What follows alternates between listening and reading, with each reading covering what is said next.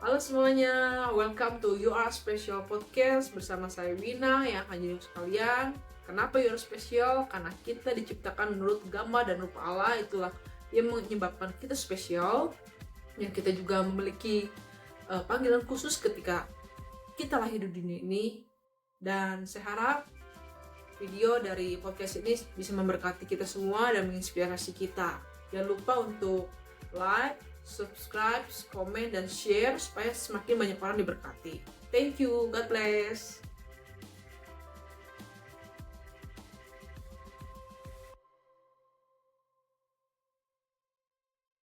Halo semuanya, selamat pagi. Welcome to You Are Special Podcast bersama saya Wina yang menjadi host kalian. Dan hari ini kita kedatangan guest speaker yang luar biasa, Yudith. Nanti dia akan memperkenalkan diri. Yudith ini adalah teman SMA saya, gitu kan. Jadi senang bisa sharing sama dia pagi hari ini, dan dia adalah seorang konselor dan hipnoterapis. Jadi kita pastinya akan banyak belajar lewat podcast ini. Oke. Halo Yudith. Halo Wina, Apa kabar nih? puji Tuhan baik ya. Baik ya. Gimana rasanya sekarang udah jadi ibu rumah tangga? Gimana istilahnya dulu kan single dan sekarang udah berkeluarga, apa bedanya?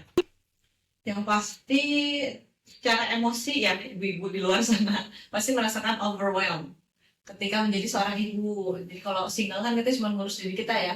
Tapi kalau menjadi ibu kan ngurus anak-anak, belum lagi ada waktu marahin anak, ya penuh emosi, belum lagi bersama suami, harus ngurusin suami gitu. Jadi emosi-emosi begitu yang terasa berbeda ketika kita single sama kita menikah dan punya anak. Gitu. Tapi pasti ada banyak juga yang sukacitanya ya. Oh iya, di balik itu yaitu kan tantangan sebagai seorang wanita dan ibu ya yang pasti kita lewati. Tapi di balik itu ya ada kebahagiaan kita bersama pasangan kita, kebahagiaan kita bersama anak-anak kita. Iya. Jadi Yudith ini udah menikah dan memiliki 2 orang anak ya. Dan kita mau tanya lebih jauh tentang kehidupannya waktu dia kuliah dan sampai sekarang ini bagaimana dia bisa menjadi seorang konselor dan hipnoterapis. Oke, Dit, dulu waktu kuliah itu ambil jurusan apa? Kuliah itu jurusan psikologi.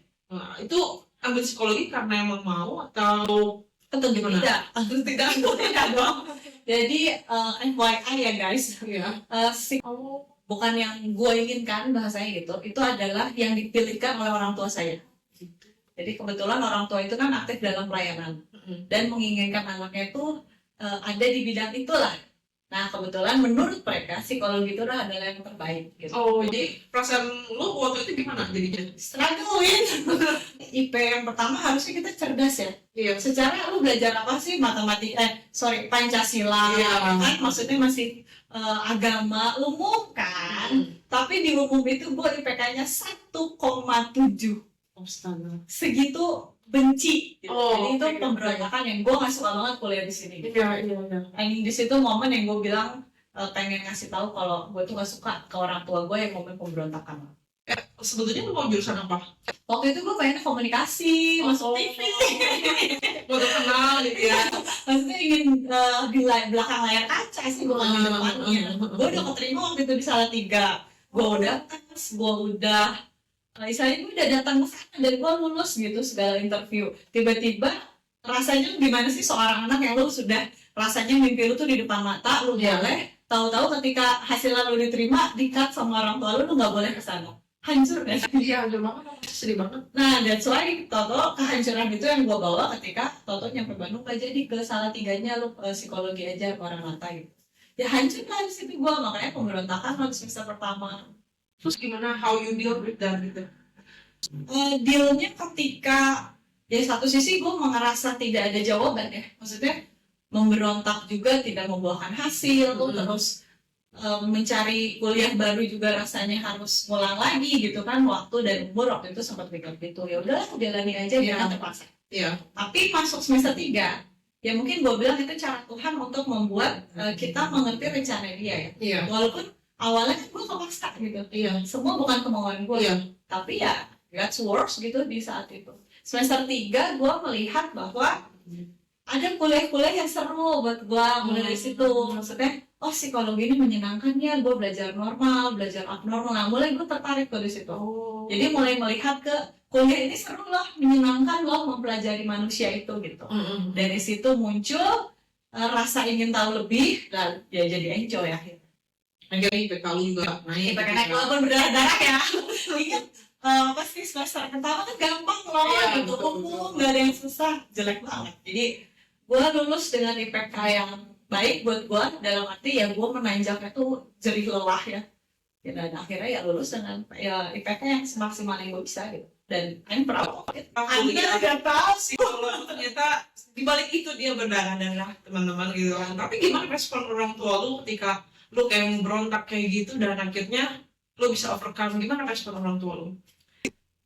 Mungkin lebih tipe orang tua gue bukan yang suka langsung to the point kasih pujian, kasih apa. Tapi ketika mereka melihat gue mulai enjoy, ya mereka juga automatically ngelihatnya tuh kayak feel safe, gue ada di situ, merasa nyaman gitu.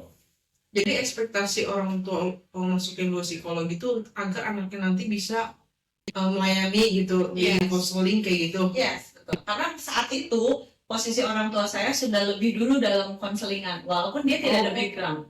Jadi orang mencari dia dari istilahnya berbagai Indonesia lah, luas kan, tapi mereka cari ibu saya gitu. Oh gitu. Kalau lu sendiri berapa bersaudara? Gue 3. Lu anak ke Ketiga.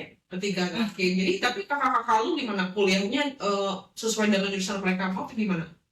Waktu itu mereka sesuai dengan pilihan mereka masing-masing. Jadi yang pertama manajemen, kakak gue dulu, yang kedua juga manajemen, arahnya ke sana. Jadi gue tuh nyelencong sendiri nih. Iya. Gitu. Yang gue tau karena kita dulu sama-sama di university yang sama gitu, yang gue tau kan psikologi emang susah gitu ya, Yes. dan susah juga lulus gitu ya. Karena aku anak sastra, psikologi kayak ya banyak lebih susah lulus lebih lama gitu. Nah, emang susah itu psikologi itu?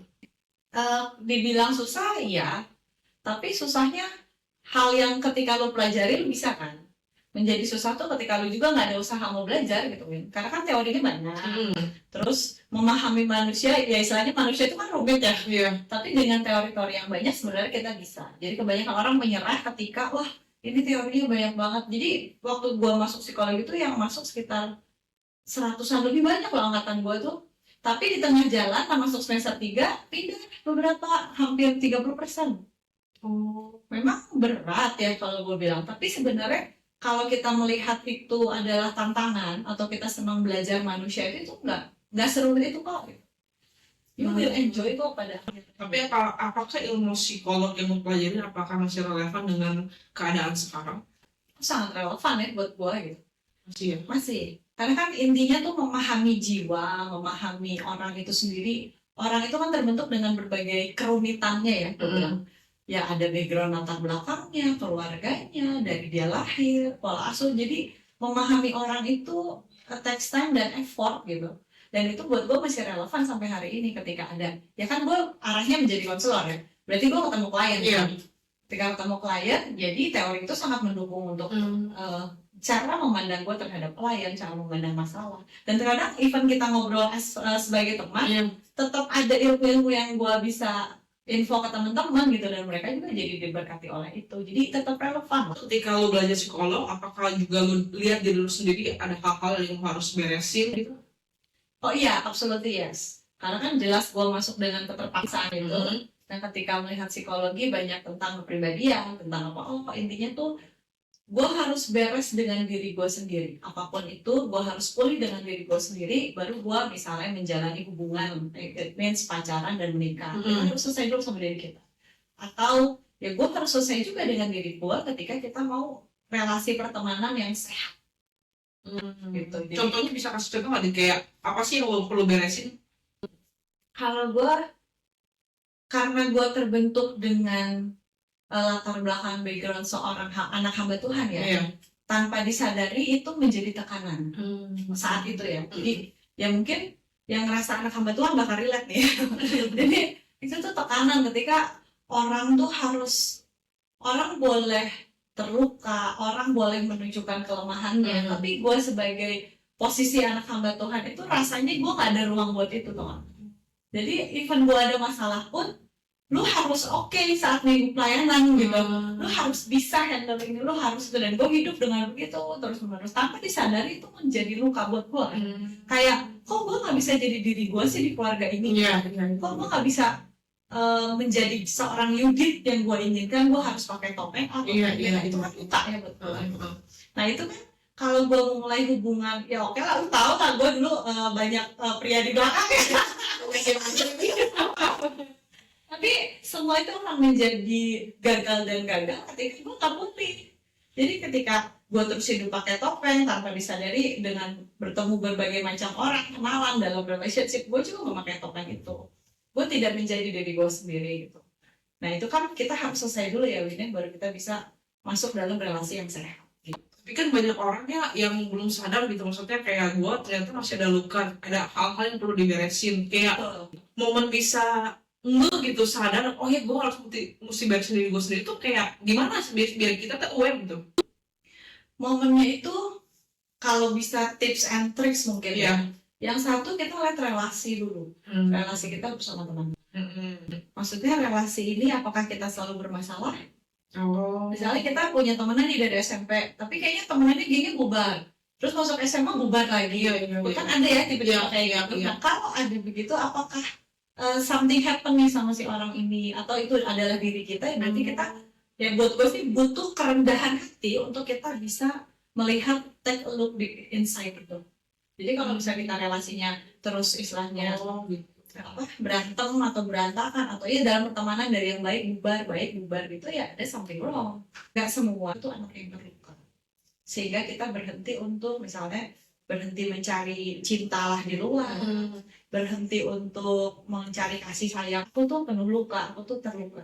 Hanya mereka tidak tahu harus bagaimana. Kayak gue dulu kan, gue nggak tahu harus kemana gitu.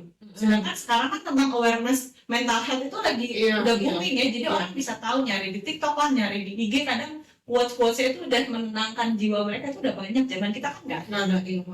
Sebenarnya mereka orang yang hidup dalam luka, mereka tahu mereka terluka. Hanya butuh pertolongan. Nah, untuk mencari pertolongan, mereka butuh kekuatan untuk minta tolong. Tapi lu sendiri proses untuk lu healing gitu, setelah sadar lu penuh luka sampai oke, gue udah beres, itu berapa lama?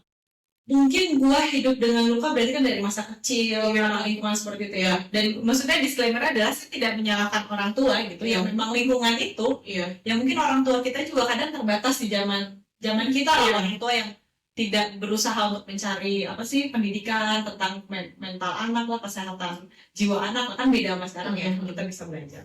Jadi nggak mempermasalahkan itu, hanya dari kecil mungkin saya rasa dari SD, SMP, SMA tuh benar bergejolak, namanya kita anak SMA ya, pemberontakan itu gue di SMA kuliah. Dan menyadari betul-betul healing itu bahkan prosesnya tuh panjang, yang dari SMA gue mulai sadar ada luka, itu harus gue beresin. Kuliah juga sadar, tapi proses menyembuhannya mungkin setelah bekerja. Buat gue healing itu seumur hidup ya. Karena kalau istilahnya gue bilangnya gue adalah jiwa yang terluka, masa lalu gue. Nah ketika gue jiwa yang terluka ini ke-trigger dengan dengan situasi tertentu, itu tuh akan muncul istilahnya luka itu, jiwa itu mengenali situasi ancaman jadi akan muncul. Hanya ketika munculnya ini nggak lagi se-ekstrim masa dulu. Misalnya kalau dulu gue sampai hampir merasa ingin bunuh diri lah, depresi itu gue ada. Tapi sekarang ketika ada situasi yang mengancam buat gue ke-trigger lagi, ya hanya mungkin emosinya masih tetap jadi terasa sedih lagi ada, terasa kecewa lagi ada, tapi hanya poinnya. Kalau contoh, kan gue tuh sebenarnya ya yang gue bilang luka itu ya, tanpa disadari itu kan menjadi trauma ya. Nah situasi trauma itu adalah ketika gue harus berhadapan dengan orang yang penuh tekanan. Jadi ada tipe-tipe orang tertentu yang dia menekan kita. Nah oke lah, tipe NPD itu nah ketemu begitu, gue merasa itu ancaman. Bahkan mungkin orang itu hanya ngobrol dengan gue ya, tapi dengan gaya dia dan manipulatifnya dan tekanan itu trigger, sehingga gue jadi kayak dalam diri gue si trauma itu tuh ada, dan dia bisa ada di saat itu, dia keluar gitu. Tapi tidak lagi gue yang misalnya meledak-ledak, tiba-tiba yang marah atau menangis berlebihan, enggak. Hanya menyadari itu kan jadi warning ya, ternyata gue nggak tahu. Kadang ada orang yang betul-betul NPD banget tuh, dan itu trauma gue sampai hari ini. ketika gue merasa stressful dalam pekerjaan gue sebagai konselor, ketika gue apa ya, pokoknya gue pusing lah sama hidup ini atau ada yang namanya beban hidup pasti ada kan. Iya. Gue mengakui gue butuh bantuan kok, gitu. Jadi gue gak so hebat gitu. Iya. Gue datang juga sih gitu. Even per hari ini Iya. momen-momen yang gue datang gitu misalnya, yang beneran kita ngobrol, kita supaya apa sampah emosi gue dikeluarkan di orang yang tepat. Iya, kalau nggak nanti cerita gue digoreng orang. Kalau teman misalnya ada teman yang mulutnya ember juga bersama, padahal mereka nggak ngerti. Terus treatmentnya supaya pas gitu aja. Oh. Jadi gue mengaku itu sampai hari ini. Ya saya melakukan itu. Kalau udah overwhelmed sama hidup kita, ya kita datang aja ngobrol. Ya, jadi untuk teman-teman yang dengar podcast ini mungkin ada di antara kita yang masih belum beres ya, mungkin kita mengalami luka hati dan bingung harus gimana gitu kan, dan pengen berontak. Mungkin teman-teman harus ketemu dengan orang yang tepat ya, konselor seperti Yudit gitu kan. Dia akan share lebih lagi tentang journey-nya dia, tapi jangan takut untuk kita share ya. Kita perlu share ke orang yang tepat, jangan ke teman-teman yang toksik, jangan ke teman-teman yang suka gosip. Jadi perlu untuk ketemu orang tepat. Betul ya. Betul. Jadi kalau misalnya kita dalam hidup ini penuh luka dan akhirnya nggak beres, itu gimana ya? Maksudnya dampaknya gitu kan? Karena nggak semua teman-teman juga bisa ketemu orang tepat. Mungkin nanti beberapa tahun lagi atau mereka cuma udah live with the wound gitu kan? Jadi gimana nih untuk kayak menghadapi hal ini supaya mereka nggak hidup terus-terusan di dalam luka hati ini? Ya itu, kalau ingin tidak hidup dalam luka hati, ya satu, sadari dulu kamu adalah orang terluka. Dan dua, kalau lukamu itu adalah dari keluargamu, ya berarti jangan ada di lingkungan itu. Ekstrimnya tuh kayak gitu. Jadi kalau keluarga itu toksik, memang lebih baik dia tidak ada di situ. Tapi kan sebagai anak prosesnya panjangnya kayak gue nggak bisa kabur ya, nggak bisa pergi. Betul. Gimana caranya gue ada di lingkungan yang saat itu tidak baik buat gue, mungkin melukai gue, tapi gue tetap hidup. Ya carilah pertolongan. Jadi betul, misalnya kalian kalau ngerasa begitu, cari pertolongan. Minimal tuh ngobrol dengan konselor. Iya. Jadi kalau misalnya kita nggak bisa deal with that, kita akan efek dan kedepannya, maksudnya kita akan mungkin lebih cepat emosi, mungkin jadi hubungan kita nggak baik. Mungkin kita juga kecewa dengan apa yang kita lakukan. Ya karena aku juga tipe yang sangat perfeksionis ya.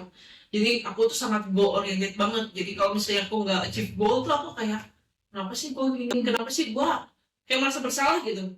Banyaknya sih feeling guilty sih aku ya, karena bener-bener goal oriented banget, perfectionist banget. Jadi ya mungkin teman-teman juga ada yang mirip kayak aku atau Yudit ya. Jadi kita harus tahu.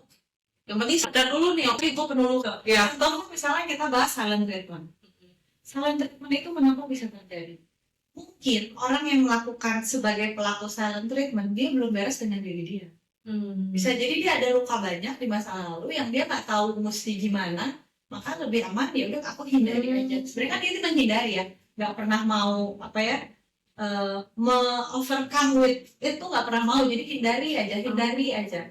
Ya sebenarnya contoh ya, ini yang mungkin mereka yang sedang terluka sebenarnya gitu. Jadi kan mungkin dia kesalnya konseling yang gue bangun, gue selalu bilang, kamu tuh berharga, kamu tuh layak untuk bahagia, dan kamu berhak untuk pulih gitu, karena healing itu mungkin. Jadi jangan bilang gak mungkin gitu. Semua itu mungkin ketika semua starting dari kita mau pulih. Iya sih, yang penting kita ada keinginan ya, gue mau pulih betul ya. Iya, soalnya gue juga ketemu kan, karena gue udah punya anak, ketemu ya ibu ya di sekolah dan di banyak tempat juga, banyak juga pasangan suami istri yang silent treatment gitu, kayak udah nikah kayak 10 tahun lebih, anak udah gede, mereka jarang ngobrol. I feel like kalau aku sama suami nggak bisa ya, aku tipe yang pengen problem solving that day gitu, dalam tidur, dan akhirnya masih emosi, dan akhirnya karena anak, dan juga karena anak kan, jadi aku bisa, bisa ya suami istri bisa silent treatment gitu, like for the whole years, like more than 10 years, kok bisa gitu. Jadi kadang aku berpikir ya, mungkin kayak kata Yudi tadi sharing gitu kan, itu karena mereka masing-masing ada luka. Dan akhirnya marah, daripada ada istilah ada perseteruan gitu kan, marah-marah, mereka lebih baik diem. Dan itu kan jadi tambah luka baru dalam pernikahan. Saya terluka, saya membuat orang silent treatment. Nah yang di silent treatment pasangan saya, dia terluka. Dan rumah tangga macam apa, bayangkan saya luka, dia luka, kita bersatu dalam luka, anak-anak kita akan jadi kita. Iya, betul. Seberapapun umurnya ya, seberapapun tua itu ya, masih bisa teman-teman. Jadi ayo sama-sama kita pulih bareng-bareng supaya kita hidupnya lebih legowo gitu ya, lebih kayak nggak ada ganjelan gitu di dalam hati ini ya, lebih ringan menghadapi hidup ini gitu kan. Ya karena itu juga ya, karena sekarang ini kan banyak yang kawin cerai kan. Itu juga menjadi salah satu ya penyebab dari mungkin kita masing-masing ada luka dan kita nggak mau solve, dan gitu akhirnya kawin cerai dan akhirnya anak yang menjadi korban seperti itu. Jadi kasusnya perceraian itu tinggi banget. Jadi itu dulu kayaknya jarang banget kawin cerai, kayak sekarang berapa 1 tahun cerai, 2 tahun Kita cerai. sebagai orang Kristen Iya. ya, maksudnya sebagai anak Tuhan yang kita percaya tidak boleh ada itu, tapi Iya. itu kan terjadi. Saya nggak bilang semua ya kebanyakan besar, dan klien saya arahnya dalam pembicaraan rumah tangga ya begitu. Sebenarnya ada luka yang tidak disadari. Dan kenapa luka yang kita nggak sadari itu kayak pacaran tuh oke gitu kan, tapi ketika menikah kayaknya lukanya tiba-tiba muncul. Karena kan kita tuh sebenarnya dengan pasangan kita, suami atau istri kita menjadi orang yang paling nyaman kan. Iya. Jadi kita bisa jadi diri kita apa adanya. Nah itulah semua terkuak di situ. Nah kesiapan sebagai pasangan ya dalam janji pernikahan kan dalam suka dan duka. Kalau kita pegang komitmen pernikahan itu, kita tahu ada luka ya kan beresin, bahkan milih udah pisah aja. Padahal kan komitmen itu justru saat kita tahu ada luka dalam pernikahan, yuk kita selesaikan sama-sama. Ya kerendahan hati, Win, cari pertolongan. Kalau konselor pasti udah banyak gambaran ya. Iya. Misalnya kita cerita, Iya. terus kita ngobrol. Sebenarnya hipnoterapis itu adalah salah satu teknik terapi yang saya gunakan untuk menolong si klien-klien tadi. Jadi tetap nomor 1 saya harus konseling dulu, jadi memetakan masalah di apa. Setelah dikonseling, saya masuk ke dalam hipnoterapi. Hipnoterapi itu apa? Kita masuk ke dalam alam bawah sadar. Itu mungkin sebenarnya. Kenapa masuknya dalam alam bawah sadar? Karena alam bawah sadar itu so powerful.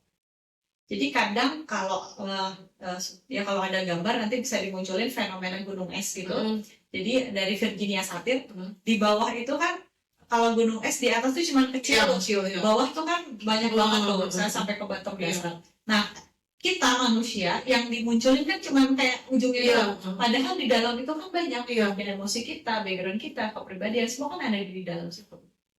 Nah yang paling bisa powerful adalah di alam bawah sadar itu sebenarnya, karena dari alam bawah sadar itulah yang menentukan kita ke atas. Sebenarnya powerful di alam bawah sadar. Dan banyak yang salah kaprah nih, Win. Bahkan kemarin nih ya, ada salah satu klien saya bilang gini, Kak, saya mau konseling aja, nggak mau lanjut hipnoterapi. Oh kenapa?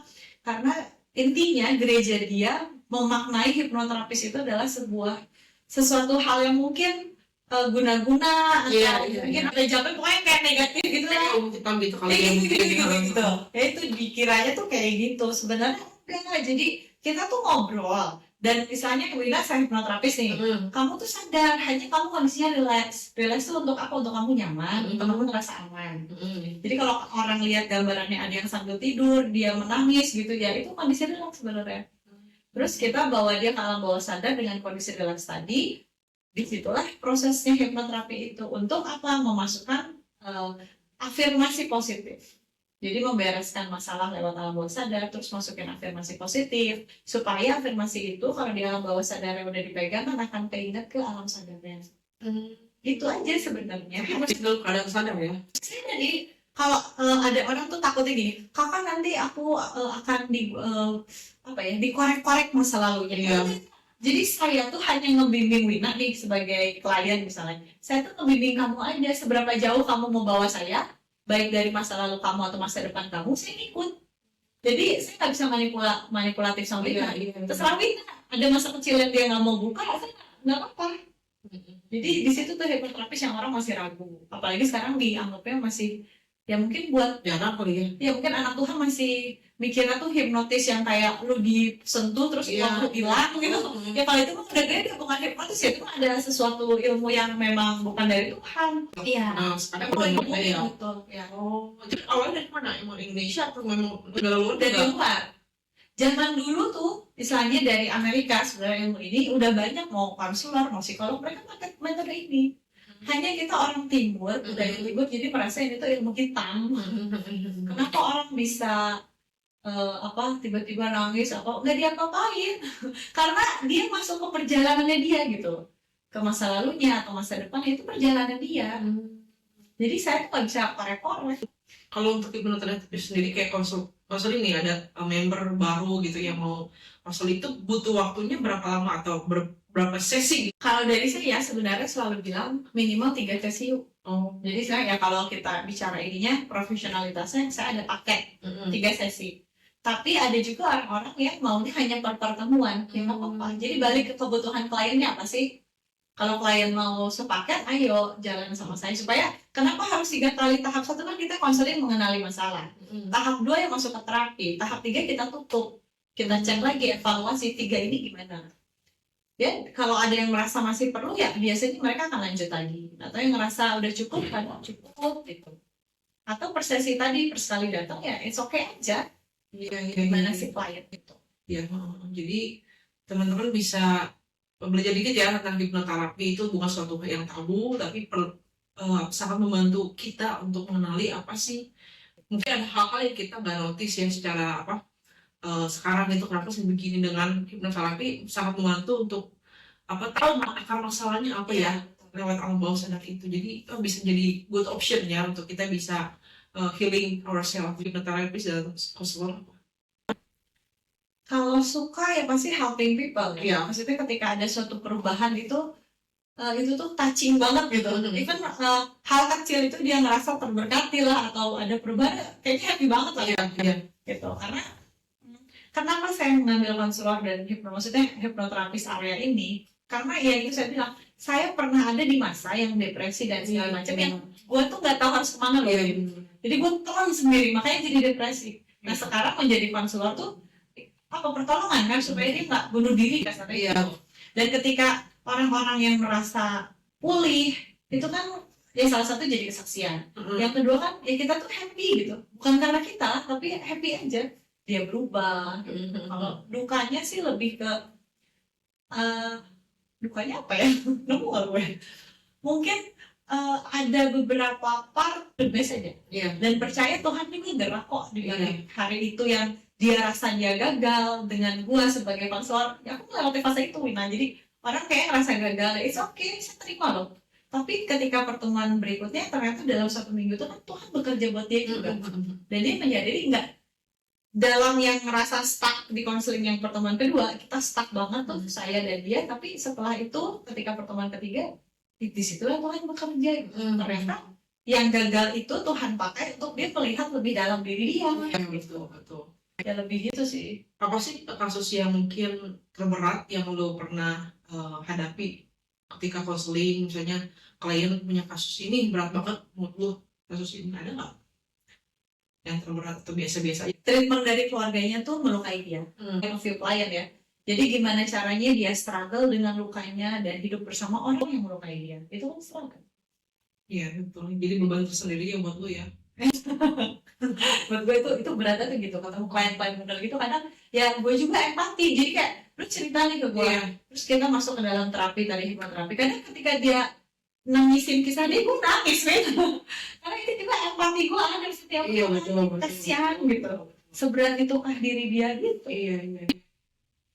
Berarti lu sekarang jadi konselor hipnoterapi itu karena lu dulu memang pernah mengalami di posisi itu, dan sekarang dimana lu kayak di firman Tuhan bilang bahwa kita dihiburkan untuk kita bisa menghiburkan orang lain yang betul. Jadi lu kayak sekarang tujuan hidup lu lah ceritanya sekarang ini kayak lu pengen lihat orang itu sembuh ya. Betul. Menemukan jalan bahagia dia sendiri dengan cara dia sendiri. Karena kan ketika lu penuh luka lu gak bisa happy ya. Tapi gimana caranya gue menolong orang yang menemukan jalan bahagia dia dan cara dia, karena kan cara orang beda-beda, nggak bisa gue dikte. Dan itulah yang membuat gue sampai ada hari ini dengan title yang sama as konselor. Jadi dari kuliah itu kan ya proses panjang lah ya, pokoknya intinya gue yakin tuh ketika lulus kuliah, oh yaudah deh konselor itu memang pilihan yang tepat buat gue masuk ke dunia pendidikan, jadi konselor pendidikan. 11 tahun gue di salah satu sekolah di Bandung.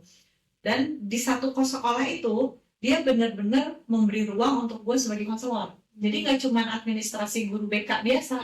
Disitulah proses perjalanan untuk membentuk gue sebagai konselor itu.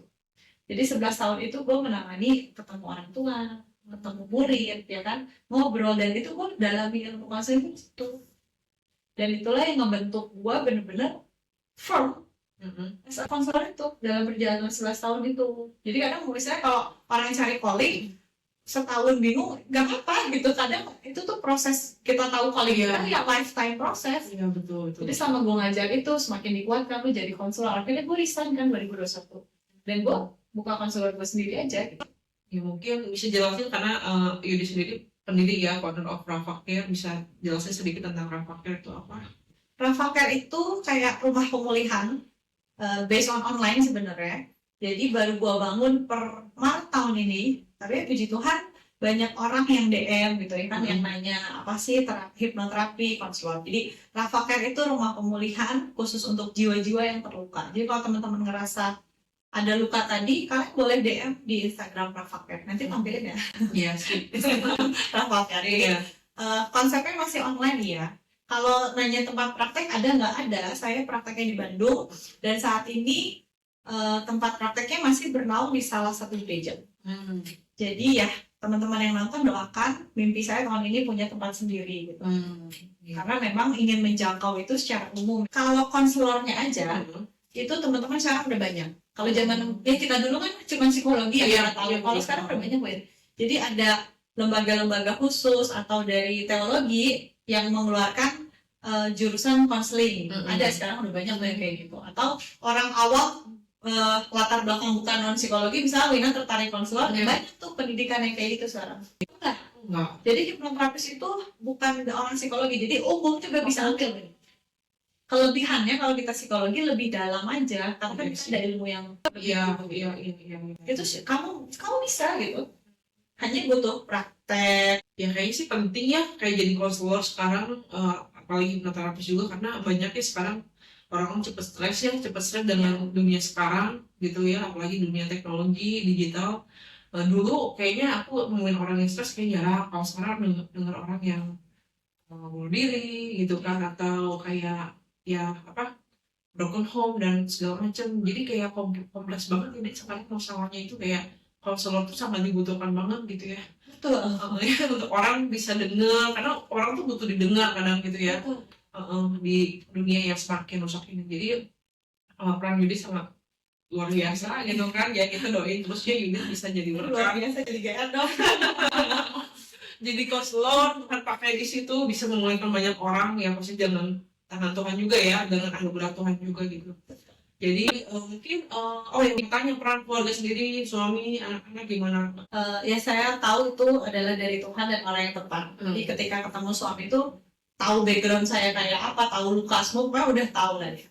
Nah ketika saya memilih jalan ini, itu kan saya udah nemu dari kita pacaran ya. Jadi waktu pacaran gue udah bilang kalau gue tuh panggilannya konselor nih. Jadi apapun itu urusan gue dunia konselingan. Dan dia provide dan dia mensupport gitu karena tahu mimpi gue. Jadi support even ketika gue harus resign, dan dia tahu itu mimpi gue, dia yakin ya jalanin. Walaupun pasti kan sebagai ibu yang bekerja dan tidak bekerja itu kita udah mikir matang dulu.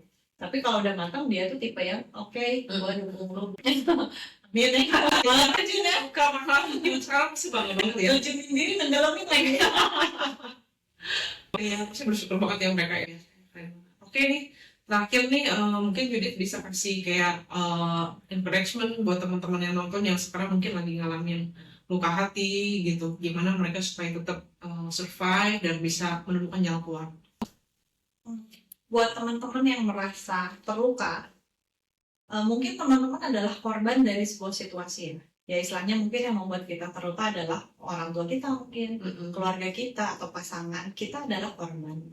Tapi sadari teman-teman, mindsetnya jangan terus ada di mindset korban. Jadi ketika kamu mindset korban, kamu akan berusaha bertahan. It's okay. Tapi kamu tetap butuh, namanya adalah bangkit.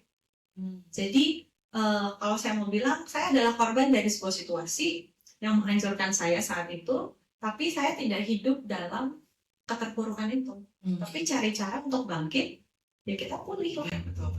Jangan punya mental korban, tapi kita harus bangkit. Dan kita pasti bisa. Oke, itu aja podcast hari ini. Thank you banget, Tit. Semoga sukses. Rafa-Care. Jangan lupa di follow ya Rafa-Care, dan kalau info lebih lanjut bisa langsung tanya-tanya langsung aja ke Yudit. Ya, thank you buat waktunya dan salam buat Thank you. Bye bye.